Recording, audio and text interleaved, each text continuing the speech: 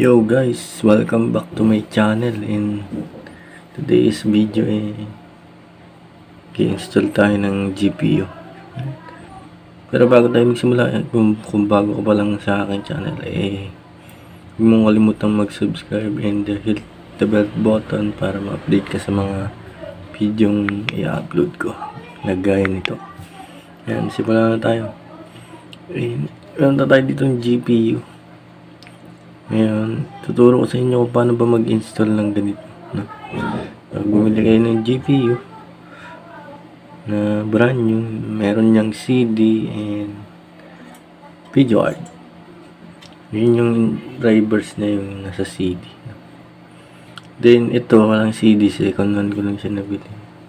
And, medyo naglalag na kasi yung mga games natin. FPS drop siya. Ano ba yung FPS drop? Yun yung game, pag naglalaro ka ng game is naglalag na siya, yung tumitigil-tigil. Napapansin niyo pag naglalaro. Lalo na pag mababa yung specs. Yun mga to. Kaya kailangan na ito para medyo gumaan ka. Para maging maganda yung laro kahit pa paano. Ngayon guys, dito natin install na natin yung ating GPU, yung hardware natin. And tawag pala sa mga parts, components ng computer is hardware. Hindi po yun yung hardware na binibilan ng mga semento ba? Yun po yung tawag sa kanya. Pag naman po buong yung kompleto na siya, yung computer, tawag naman po doon ay system unit. Yan po kasi yung tinatawag ng iba dito is CPU. Hindi po yun yung tawag sa computer na ang CPU po yung nandito sa loob nito, yung pinakang niya, yung processor, computer processing unit. Yan po yung CPU. Kaya ibig sabihin yan. And pasensya na po sa background natin kasi may video ako dito sa kapitbahay. Pagpasensya na. Then install na natin madali lang naman yan. Ito mga ngipin na to, di ba? Ito yan. Yan. Isang haba. Dito yan i-install may ngipin naman yan. Nakita nyo to. Ito maliit dito. Tapos yung mahaba dito. Pakita ko sa inyo kung paano. Ito. Ganyan lang. Madali. Yan lang maglagay niya. Press nyo lang. Yan. Para kumagat yung... Yan. Okay na siya. Tapos screw na natin. Pakita ko lang sa inyo dito. Yan. Ito yung screw natin.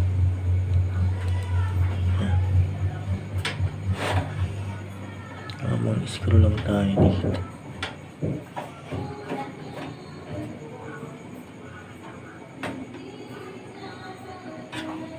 Yan guys. Yan. Ganyan lang siya talaga. Pag salpak, plug and play lang. Yan. Ang pagkatapos naman yan, install naman natin yung drivers para gumana. Pag po maglagay kayo ng video card, syempre ito yung BGA nya rin. BGA ginagamit ko kasi ito yung built-in ng motherboard. Pero pag naglagay na kayo ng GPU, dito na isasaksak kasi dito na siya manggagaling yung display nya Ayan po. Sana meron kayong natutunan dyan. Diretso na tayo sa ating pag-install ng drivers. Assemble ko lang to. Yan guys, na lagay ko na. Buhayin na lang natin. Buhayin ko lang.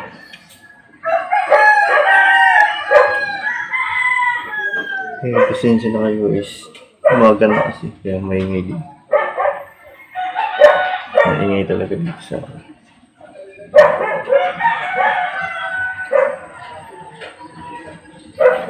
Bubuhay na siya.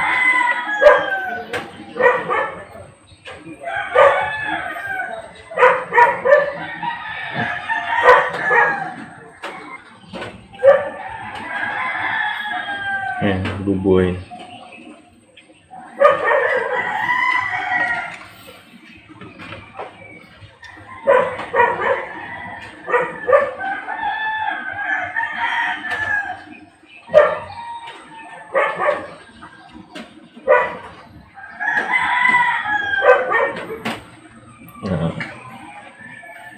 Kung mapapansin nyo, yung display na yun dito mo din sa monitor kasi wala pa siyang driver, kaya ang gagawin dito is install natin ang driver. Bakit nga ba ini-install ng driver ay GPU? Parang ano lang yun, sasakyan. Hindi naman tatakbo yung sasakyan pagka walang driver. Ganun din yung GPU. Kailangan niya ng driver para tumakbo siya. No?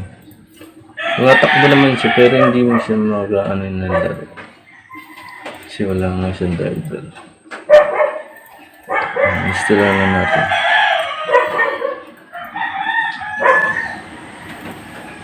Una, gagawin niya is punta kayo dito sa computer and manage, then device manager para makita niyo makita natin yung model niya. Ito, display adapters. Ito yung video card niya. Then, i-click lang natin properties. And itong property, compatible IDs. Yan yung mga code na yun.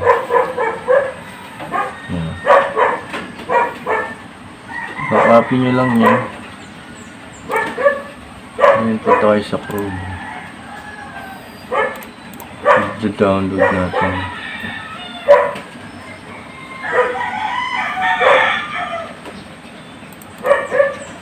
Paste, let's enter nyo lang. Lalabas na yun. Ayan, lumabas o. Makikita nyo.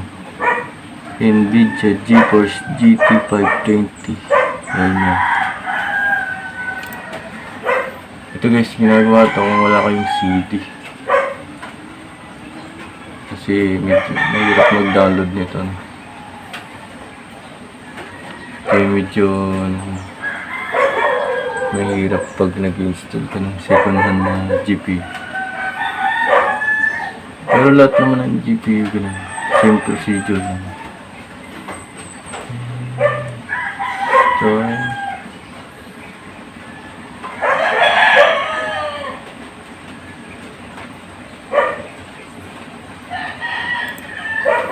actually guys, meron na akong driver nito.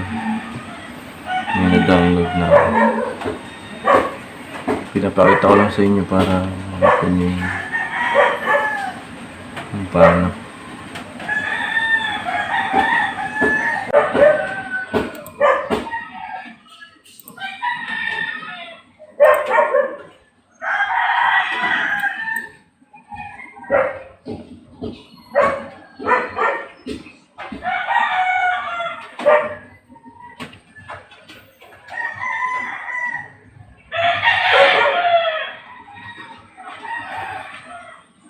Scan mo lang.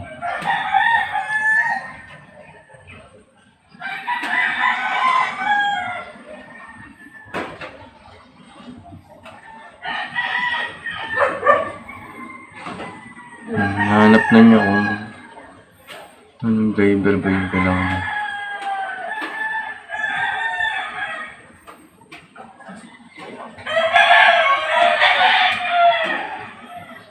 Lubos na.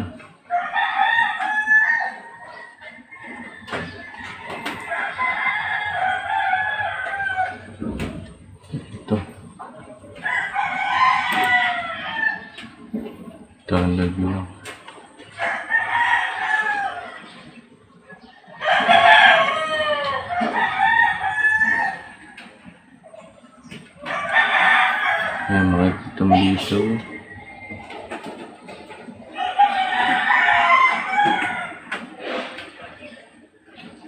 Mamili ka lang dyan.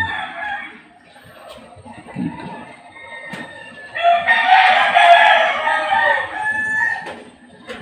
Pipili yung details. Ito.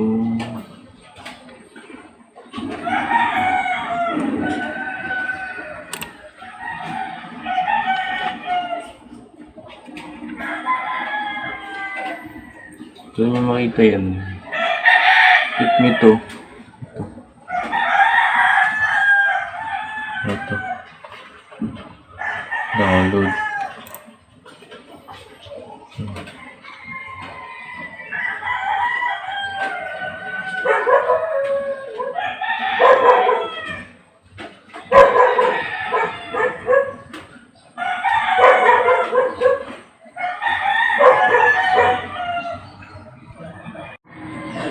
So yun guys, ito lang kayo dito sa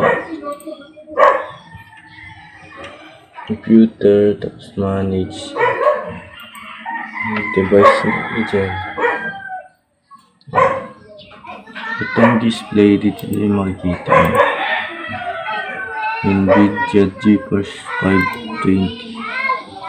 Ito lang kayong proper para malaman nyo yung model ng driver.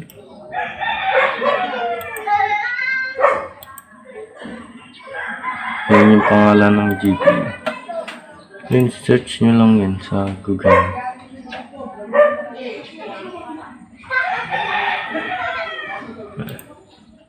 Yan, search nyo to driver. Anong Windows ba yun? Diba ito GT520 driver. Download Windows 7.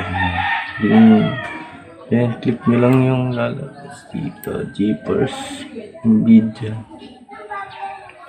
Yan, lalabas na siya dyan, no?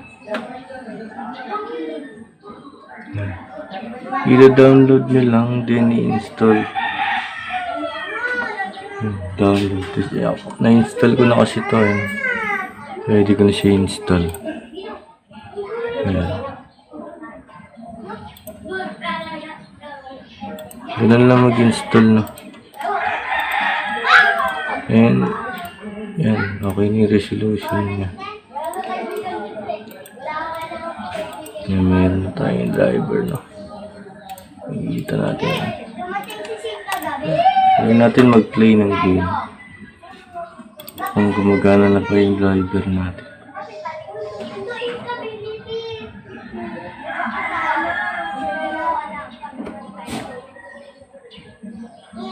Ayan, nagalaman na. Yun, nag-run na siya. Ayan guys, ibig sabihin lang nag-run na yung game, no? Ibig sabihin, yung driver natin is gumagana na. Yung na-install na, no? Guys, kung nakatulong itong video ito sa inyo is huwag niyo kalimutan mag-subscribe. Hit the bell button para ma-update ko sa mga video ang gagawin ko na kagaya nito na related sa computer and internet. Thank you guys. God bless.